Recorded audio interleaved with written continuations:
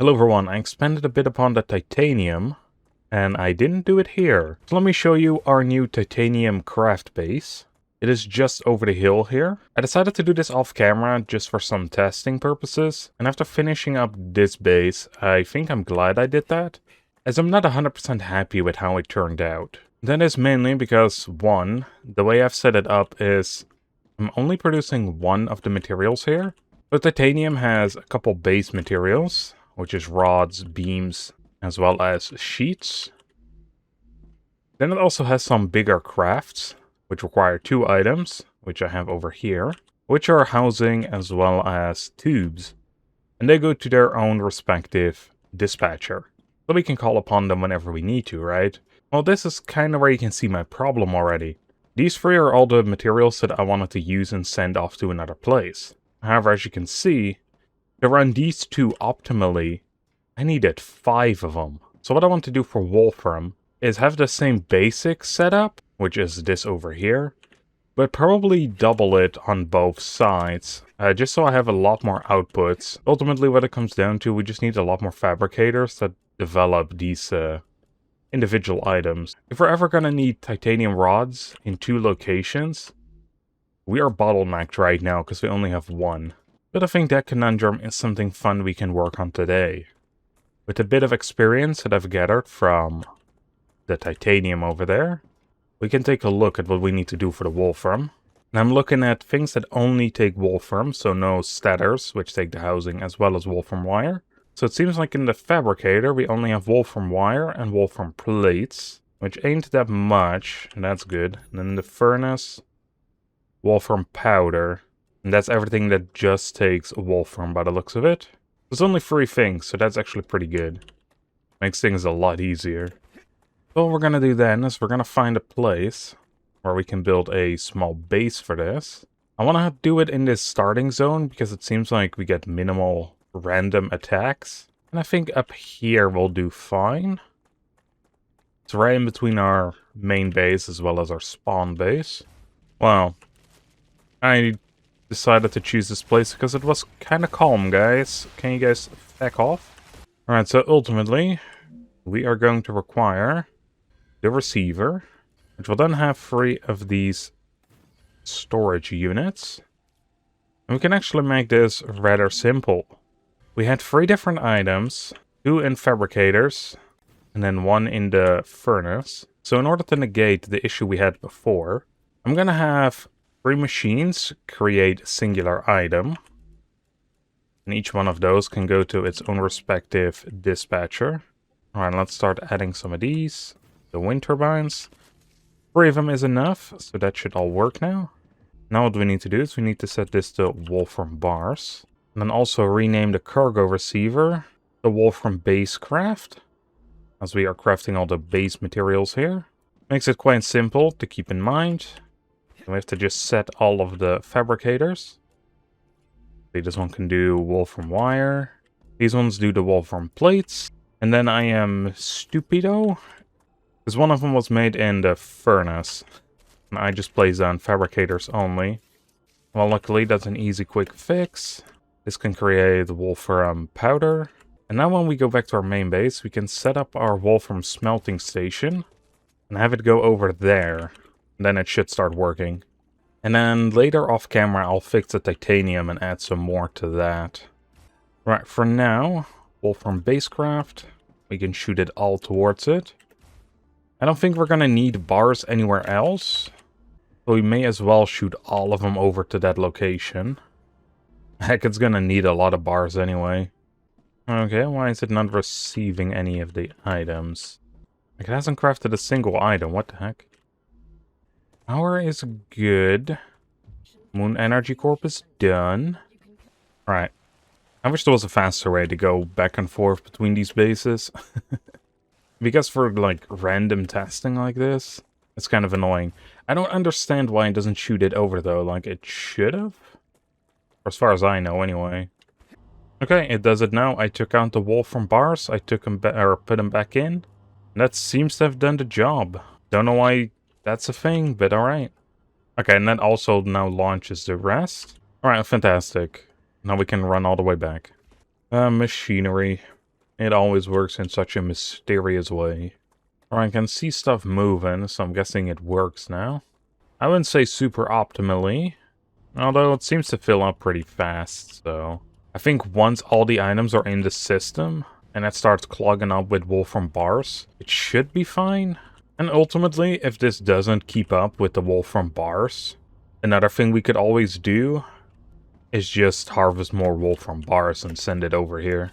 And if it's the rails that don't keep up, we do eventually have tier 3 rails, which go twice as fast. Which might honestly be the current bottleneck, looking at it. Because I can't even empty this. But yeah, I think we have to wait until tier 3 rails to really see the optimized system here. But how much cooling does that take? About half. Because I was thinking we could set up a system here for the calcite. But I'll have to look how many items that makes. Because if it makes 3 of them, similar to this, it's probably not a good idea. Because then we're just going to be over it. Like, ultimately, I don't think it matters all too much if we do go over the heat limit. It's just going to work slightly less efficient. Because we have to wait for the whole planet to cool down for them to work again. Staying underneath that cooling zone just makes it so the machines work faster during the rupture. Or work earlier again, I suppose. So it isn't a super huge deal.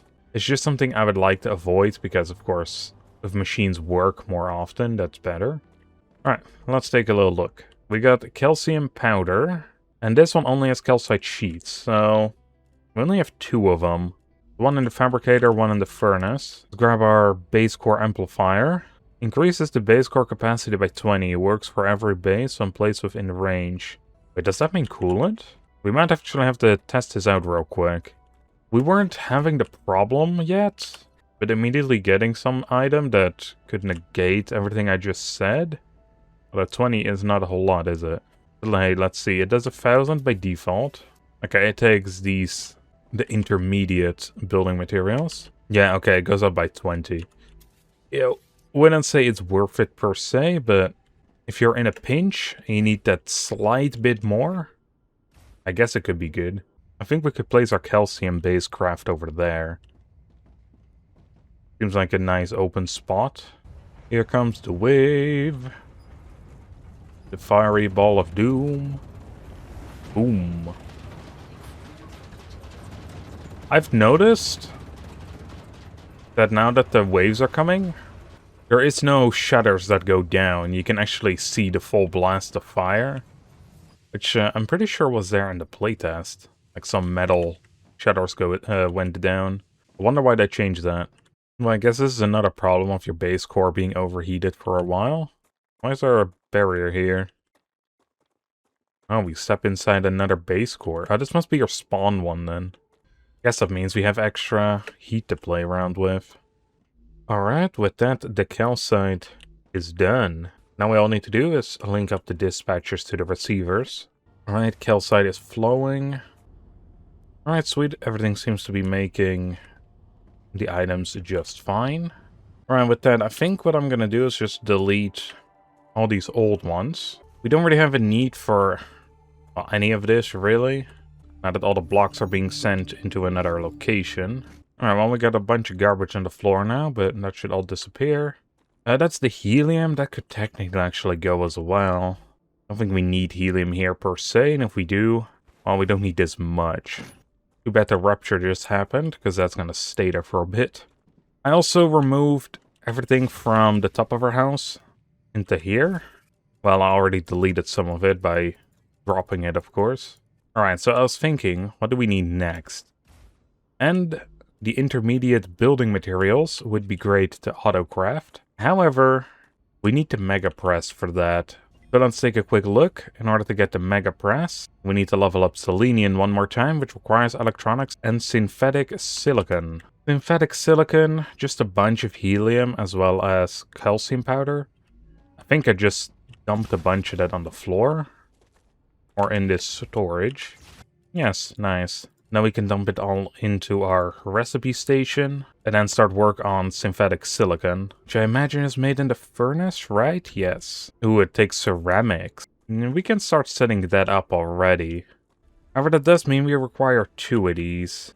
What the hell is this box doing here still? Wait, the base core box is invincible to the fire? Huh, didn't know that. Well, that's fun. That's gonna stick around forever, basically. Alright, let's see, how do we want to do this? I will admit, this is a part I didn't really think much about. Or we have multiple crafts, so we need multiple receivers. I think this convoluted system should work. And this way, we can have them go over each other. Now this works fine, I guess, with 2 separate lines, but once we get in the triple craft, I'm gonna have to think of something else. Alright, let's set all of these to ceramic. We need calcite sheets and wolfram. Alright, everything should be working now. All we have to do is set the output. We needed 1 of the calcite sheets. And we need wolfram powder, which is on the other side. Alright, once those are filled up, that should start shooting it over here. This does produce triple ceramic, though, so we might just need more hooked up to that system. But I guess we'll see once this is done loading. Currently, it seems to be, well, we're running out of calcite sheets here. Oh, but just in the nick of time, they're starting to come back in. However, that probably means that it's going to go too slow. Because, yeah, this one is out again, and then it takes a little while for this system to fill up. I think you would really want to have 2 of each on there. However, I think with that, we are crafting everything for the synthetic silicon.